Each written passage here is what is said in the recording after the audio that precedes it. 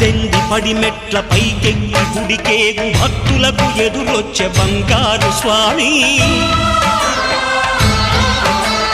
ఇరుముడులు స్పృశించి శుభమనుచు దీవించి జన బృందముల చేరే జగమేలు స్వామి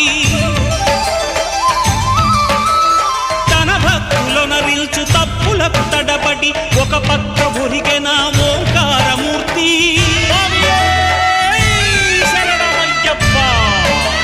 స్వాములందరూ తనకు సాయము కాగా ధీమంతుడై లేచే ఆ కన్య స్వామి పట్టబంధము వీడి భక్తతతికై పరుగు పరుగున వచ్చే భూమిపైకి నరుడై